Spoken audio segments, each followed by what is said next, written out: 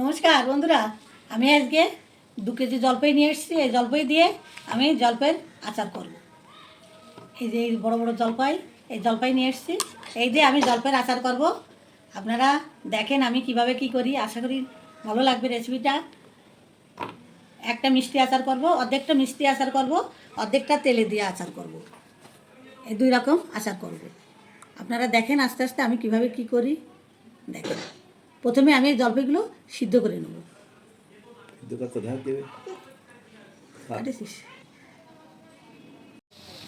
জলপাইগুলো আমি সিদ্ধই দিয়ে দেবো। প্রত্যেকটা জলপাই আমি একবারে সিদ্ধ করে নেব, সব জলপাইগুলো একবারে সিদ্ধ করে নেব।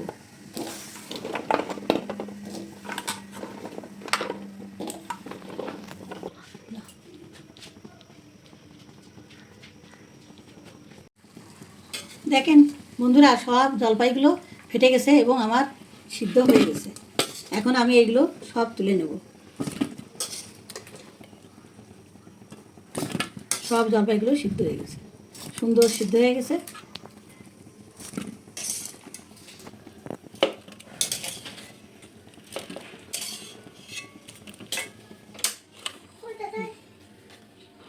সব সিদ্ধ হয়ে গেছে। এবার আমি এই যে এর আঠিগুলো বেছে আলাদা করে নেব। এই দেখেন, এই যে আঠিগুলো, এই যে এর যে আঠিগুলো, বিচিগুলো জলপাইয়ের, এই বিচিগুলো ফেলে দিলাম। বিচিগুলো ফেলে দিলে কী হবে, এইটা বেশ গাঢ় হবে, ভালো হবে। এখন এর ভিতর আমি একটু হলুদ দিয়ে দেবো। এর ভিতরে একটু হলুদ দেব, একটু তেল দেব, সরিষার তেল দিয়ে দেবো, আর এই কয়টা লঙ্কা দেবো। এই কাঁচা লঙ্কা এই কয়টাই দিয়ে দেবো। 3টে কাঁচা লঙ্কা ভেঙে দেবো, দিয়ে এটা আমি একটু রোদ্রে দেবো। এই যে লঙ্কা কড়াই ভেঙে দেবো, দিয়ে এটাই হালকা মেখে নিয়ে, আমি লবণ দেবো না, লবণ দিলে জল জল কাটবে। এখন এটা হালকা একটু মেখে নেব, নিয়ে এটা আমি এটা রোদ্রে দিয়ে দেবো একটু।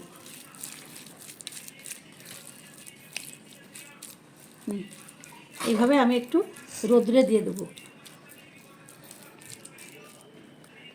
এই আচারটা খেতে খুবই ভালো হয়, বছর জুড়ে থাকে ঘরে, কিচ্ছু হবে না, নষ্ট হবে না। এইভাবে এটা আমি রোদ্রে দিয়ে দেবো। একদিন একটু রোদ্র পাবে, তারপরে আমি পরে আবার দেখাবো কি করি না করি। এই যে দেখেন, আমি এইটা একদিন রোদ্রে দিয়ে একটু শুকাই নিয়েছি, গাটা হালকা করে শুকিয়ে গেছে। এই যে মেখে দিয়েছিলাম, এটা শুকিয়ে গেছে। এখন আমি এই মশলাগুলো ভেজে নেব। এই যে মৌরি নিয়েছি, সরিষা নিয়েছি, কালো জিরে নিয়েছি, মেথি নিয়েছি, শুকনো লঙ্কা নিয়েছি। এই কয়টা আমি আস্তে আস্তে অল্প আছে ভেজে নেব। ভেজে আছে মিক্সিতে গুঁড়ো করে নেব। আর এই সরষের তেলটা এবার, সরষের তেলটা আমার লাগবে, এটা আমি এখন ভেজে নেব। দেখেন আমি কিভাবে কি করি, আস্তে আস্তে সবাই দেখেন। এই আচারটা করলে খেতে খুবই ভালো লাগে, খিচুড়ির সাথে হোক, তারপরে মুড়ির সাথে হোক, ডাল ভাতের সাথে হোক, সবটাই ভালো লাগে। এটা আপনারা বাড়িতে করে অবশ্যই খেয়ে দেখবেন। এইটা আমি এখন ভেজে নেব, সব এক এক করে ভেজে নেব।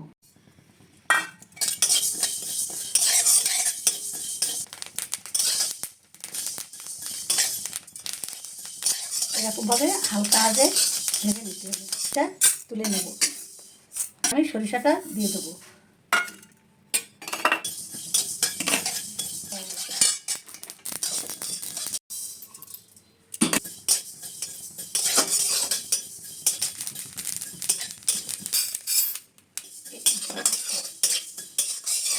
এবার মৌরিটা এভাবে হালকা আছে, মৌরিটাও ভেজে নিলাম। এবার এই শুকনো লঙ্কাটাও হালকা আছে ভেজে নেব।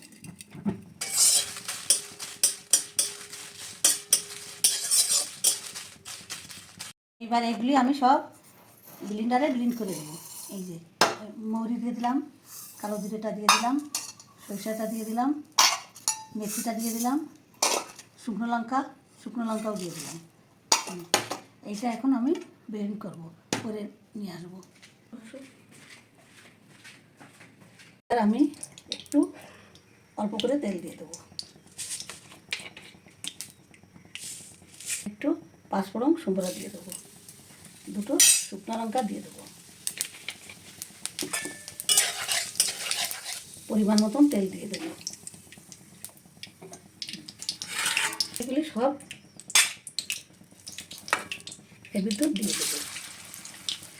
এরকমভাবে জলপাইটা দিয়ে জ্বালিয়ে নিলে ভালো করে এর গার রসটা শুকিয়ে যায় এবং অনেক দিন থাকে, 1 বছর ঘরে থাকবে, কিচ্ছু হবে না।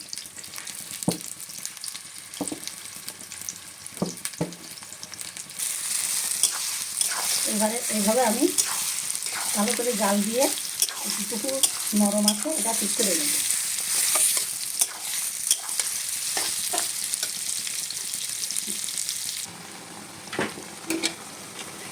আমি মিষ্টি মোটেই দেবো না, এই 1 চামচ মিষ্টি কোনো মতেই, একটু স্বাদের জন্য দিয়ে দেবো, একটু লবণ দিয়ে দেবো, সেটা করে জাল দিয়ে মিক্স করে দেবো।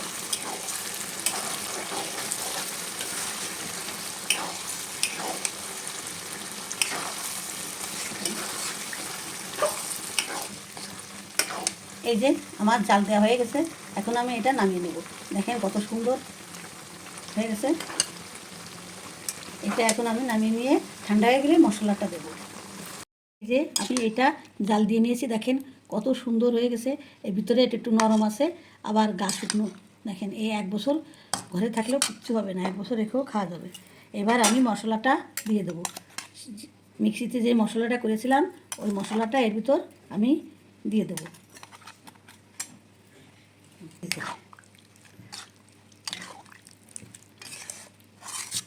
আমার আচারটা সম্পূর্ণ কমপ্লিট হয়ে গেল।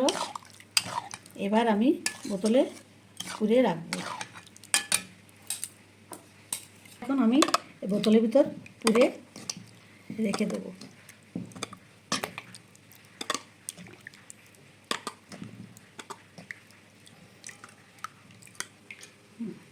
এই যে আমার আচারটা কমপ্লিট হয়ে গেল। এইভাবে আপনারা বাড়িতে করে খেয়ে দেখবেন, অবশ্যই ভালো লাগবে। এই বছর ধরে ঘরে থাকলেও কোনো অসুবিধা হবে না, খেতেও খুব ভালো লাগে। একটুখানি দিয়ে, এতে মিষ্টিও দেওয়া নাই বেশি। আপনারা এভাবে করে অবশ্যই খেয়ে দেখবেন, ভালো লাগলে কমেন্টস করে জানাবেন।